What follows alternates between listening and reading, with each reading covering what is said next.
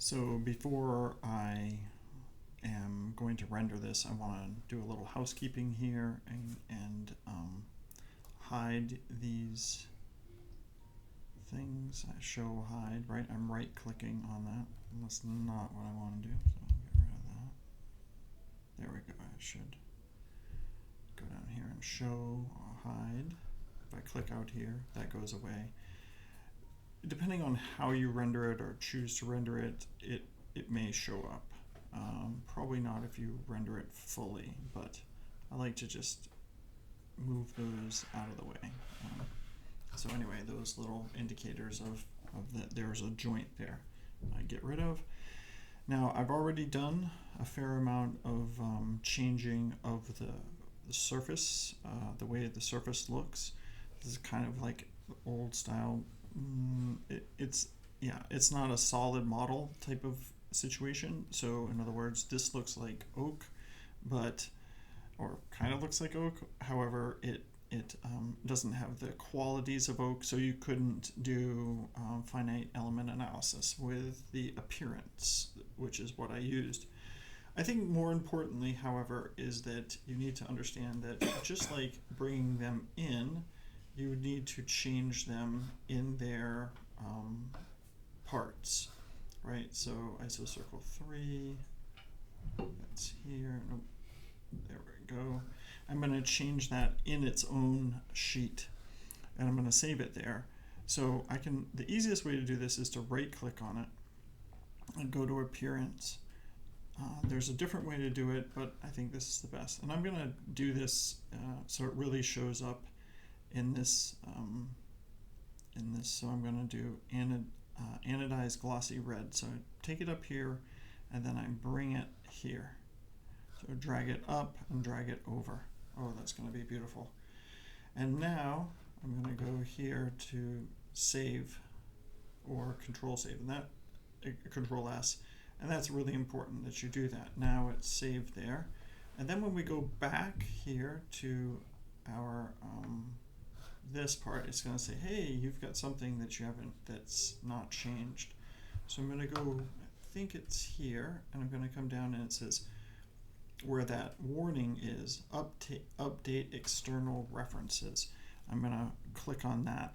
That means that there is a drawing external to this one that has been changed and it needs to be updated. So I do that, and then we've got that red coming in. You could do this when you make these. You could change before you make the assembly. You could change them or whatever. It's fine. It doesn't matter that much. I'm going to save this. Right. But the important part is that you understand that it's controlled over here. This is where the appearance is controlled, and then you come in here and you change that through right clicking and bringing that down and picking or clicking on that part that gives you the warning. Now to render, to get more photorealistic, there are a number of ways to do this. The most straightforward way is what I'm going to talk about here. I'm going to go here to render, and I'm going to go into that render workspace. And then this is the way it's done. There are ways to also have different things happening behind it, in front of it, etc. This sometimes looks the best right here. Sometimes it doesn't. It depends on the situation. There's different ways to make shadows and not shadows. I'm just going to do this as simple as I can. So you can change the scenes and put decals on and all sorts of stuff in here, but we're not too worried about that right now. You can play around with that, but the way I do this is I do an in-canvas render, so it's not external. And I just click on that, and it's rendering. And we see over here that we have, this is going to get up into, it's going to take a while,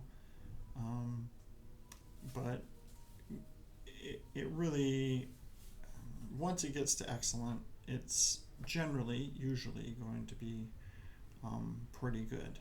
And it takes some time, but this is going to end up looking pretty realistic. Now, one thing that I'll leave you with is that I'll let this go, and we'll see that it gets to be quite realistic looking. However, if you change the orientation of this, it will reset.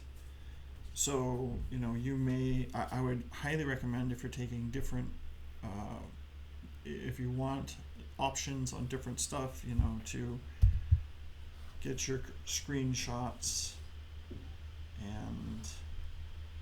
and change, and take them, and that's good. But here, I'll show you that when I change this, it's going to reset. So if I want something like that, or I want a top view, let's say, or something like that, it will reset every time that I move this around. And that can be a little maddening, so I just want you to be aware of that. But generally, if you know it, it's not that big a deal. And I think that's about it as far as rendering goes. Again, there's a lot of other things you can mess around with and make this look better, but that's the simple basics for rendering.